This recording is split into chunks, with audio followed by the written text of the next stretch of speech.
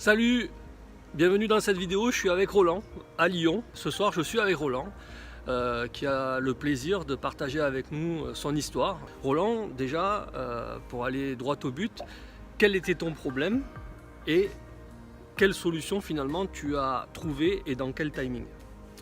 Mon problème était relativement clair. Parmi tous les problèmes qu'on peut avoir, c'était celui du management dans le cadre de mes fonctions de directeur opérationnel. C'était ma relation aux autres et les problématiques que je peux rencontrer en termes d'efficacité à manager. Ok.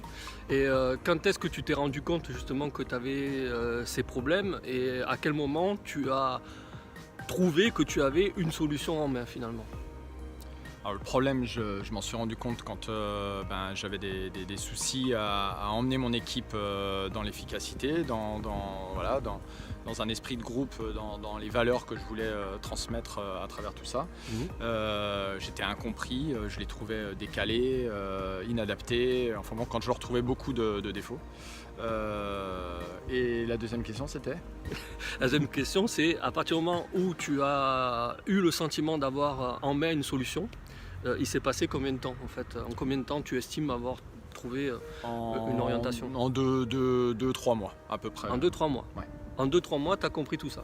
Je n'ai pas tout compris, mais j'ai compris l'essentiel du problème et surtout d'où il venait, quoi. Ok, bon là tu nous fais un peu rêver, alors on va rentrer un petit peu dans les détails. Avant ça, tu peux nous dire qui tu es, où tu vis, ce que tu fais concrètement, dans quelle situation tu es, voilà. Écoutez, je vis à Lyon, je suis marié, j'ai 3 enfants, des adolescents et un majeur du reste. Mon fils a 19 ans et puis j'ai 2 filles de 17 et 14 ans. Je travaille à Lyon, je suis directeur opérationnel d'une structure de formation. Avant ça, j'étais un militaire. Pendant 8 ans, j'ai été sous les drapeaux. Et ensuite, j'ai repris l'entreprise de mon père dans la construction de maisons en Saturbois en Savoie. Voilà. Ok, donc militaire, chef d'entreprise, puis manager opérationnel on peut dire dans une structure qui s'appelle la Fabat, qui est à Lyon. On est 32 salariés et on fonctionne, on fait des formations sur la région Rhône-Alpes, Auvergne, Provence-Alpes-Côte d'Azur et Bourgogne-Franche-Comté. Ok, merci pour ces précisions. Est-ce que tu peux partager avec nous en quoi c'était urgent que tu trouves une solution justement à tes problèmes managériaux, au fait de comprendre justement tes collaborateurs? Quand je suis arrivé dans cette structure, on était une petite dizaine de salariés avec un management plutôt familial, simple, peu de distance nous séparait de chacun d'entre nous. Et on a dû évoluer fortement et rapidement. Et je me suis retrouvé face à mes limites de compétences. Je me suis rendu compte qu'à un moment donné, j'étais un frein finalement à travers mon management à l'évolution de cette structure qui aujourd'hui représente 20 départements et 32 salariés, quoi. Donc rapidement, j'ai vu que j'atteignais mes niveaux d'incompétence et j'ai identifié que le problème venait tout le temps des autres en fait. Voilà, c'était tous les autres, c'était tous mes collaborateurs, c'était tous les gens qui m'entourent qui étaient le problème. Ok. Et en quoi c'était urgent là, à ce moment-là, de trouver une voie? Eh bien, c'était urgent parce que la structure dans laquelle je travaille aujourd'hui a véritablement besoin d'être efficace, d'être efficiente. Et ma fonction, une de mes fonctions, sinon ma fonction première, c'est de permettre à chacun de travailler, de se plaire au travail, d'être efficace pour la structure. Et je me rendais compte que ça ne marchait pas comme ça ne fonctionnait pas comme ça. D'accord, super. Et donc, quelle situation il fallait résoudre vraiment de manière concrète? Il fallait résoudre le lien de communication entre la direction et la base et les gens qui sont tous les jours sur le terrain et qui fonctionnent. Il fallait arriver à créer une connexion naturelle et authentique que j'étais incapable de créer. En fait. D'accord. Et qu'est-ce qui t'a amené justement à vouloir trouver une solution? L'urgence de rendre la structure performante, quoi. Ouais, qu'est-ce qui était important pour toi là-dedans, justement? D'être un bon manager. En fait, ce qui était important pour moi, c'est d'être et de rester. J'espère que je l'étais déjà un peu avant, mais une pièce importante à ce puzzle, en tout cas utile à ce puzzle, d'apporter une vraie valeur ajoutée à cette entreprise. Et ce qui, à un moment donné, m'a paru ne pas être le cas, en fait. Ok, très bien. Alors, du coup, par rapport à ce problème et l'urgence et en quoi c'était important pour toi, on se connaissait déjà d'avant, ok, mais justement, qu'est-ce qui t'a... Parce que bon, on peut connaître les gens, mais pas forcément bien. Voilà. Ouais. Mais tu me connaissais, on se connaissait. Qu'est-ce qui t'a donné envie de t'engager avec moi pour justement trouver une solution à ce problème? Ce qui m'a vraiment donné envie de m'engager, c'est deux choses qui étaient très importantes pour moi. La première, c'était la qualité de la formation que tu proposais, dans le sens de la multitude des sujets qui étaient traités, et que c'était des sujets qui nous permettaient à nous, en fait, d'être la solution à une multitude de problèmes qui nous entourent. Et puis la deuxième, c'est la confiance que je te portais, liée au fait qu'on se connaissait. Je t'ai déjà vu fonctionner dans mon entreprise quand j'étais chef d'entreprise. Et c'était important pour moi de m'entourer de quelqu'un qui était, que j'avais validé en tant que performant et compétent. Ok, donc on s'est connus effectivement, tu viens de le dire, dans le cadre de ton ancienne entreprise, enfin, dans le cadre de ton ancien poste de gérant d'entreprise, C'est ça. chef d'entreprise. Et justement, tu viens de parler de la formation. En quoi cette formation aussi t'a attiré? L'idée, je reviens là-dessus, mais l'idée qu'elle nous permettait à nous de progresser, que finalement ce qui nous était enseigné, les compétences qu'on allait acquérir au sein de cette formation nous étaient propres finalement, et qu'il n'y avait pas besoin c'était pas un environnement qu'il fallait faire évoluer, c'était pas une multitude de choses qu'il fallait faire bouger dans le monde, des choses ésotériques ou je sais pas quoi. C'était très pratico-pratique, très opérationnel et centré sur nous et notre interconnexion avec les autres, quoi. Ok, très clair. Et donc, en combien de temps tu t'es décidé à partir du moment où on t'a proposé de t'engager dans cette promo? Ouais, non, mais je voulais pas en fait. Je te connaissais et j'ai eu un coup de fil un jour, donc je savais que tu faisais la promotion de cette formation.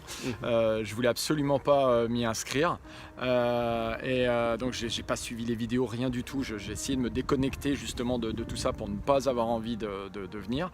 Et puis mon frangin, mon petit frère m'a appelé en me disant ouais, putain super, j'ai rappelé Yo machin, c'est parti, je m'inscris, faut que tu viennes avec moi. C'est génial, on va s'éclater. Et voilà. Ouais, et voilà. Oui, ton petit frère, parce que lui aussi, c'est lui qui a pris la suite de l'entreprise après toi. C'est ça. Donc on se connaissait aussi avec ton petit frère. Entreprise familiale. Ok, donc en fait, tu voulais pas me voir, quoi. Non, c'est ça.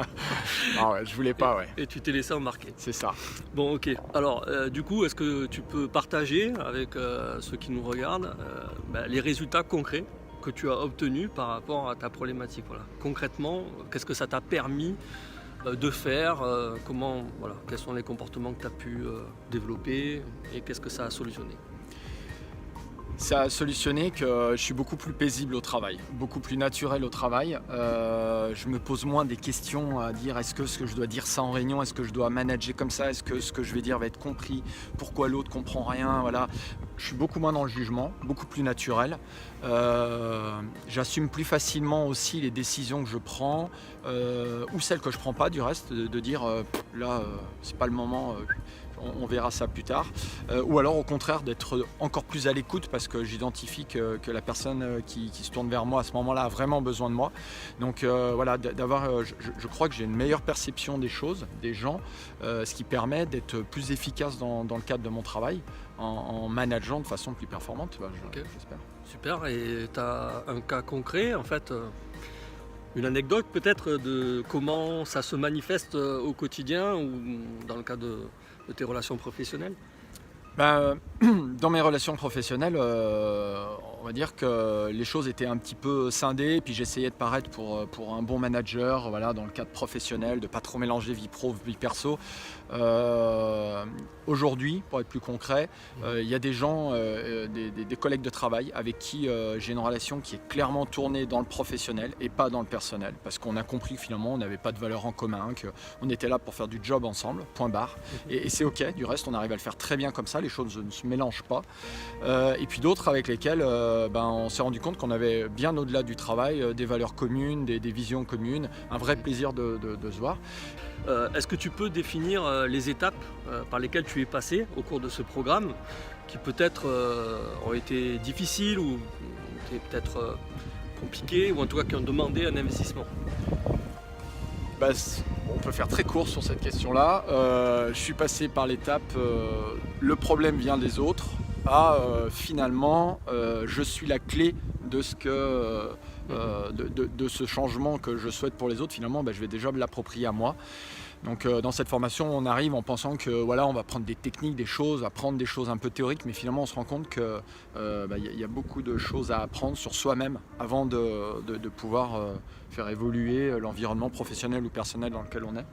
Et que c'est pas quelque chose d'ésotérique. Dans le développement personnel, des fois on a une vision un peu un peu mystique, un peu voilà. Là pour le coup ce que tu nous enseignes ce sont des choses très techniques. On a des cours qui sont structurés, on a une multitude de rendus à apporter, on a du présentiel, on a beaucoup de choses qui nous permettent de travailler efficacement dans notre évolution. Ouais. Et justement, en combien de temps tu as eu ce résultat-là, en fait? C'est-à-dire de passer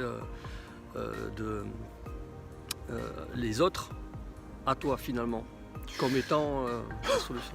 On peut le dire. On prend cher assez rapidement. Ça va très très vite. Okay. Parce que tu nous laisses pas espérer que soit les choses vont s'apprendre très théoriquement ou alors que le problème vient des autres. On voit très rapidement qu'on est la clé de notre propre réussite ou alors le blocage de nos propres échecs. Mais c'est allé assez vite quoi, finalement. Je pense qu'en un mois et demi, on avait déjà bien vu la marge de progression. Alors en un mois et demi, on n'a pas tout compris. Encore aujourd'hui, je suis loin d'avoir tout compris. Mais par contre, on a une sorte de route qui est tracée en un mois et demi. Ouais, évidemment.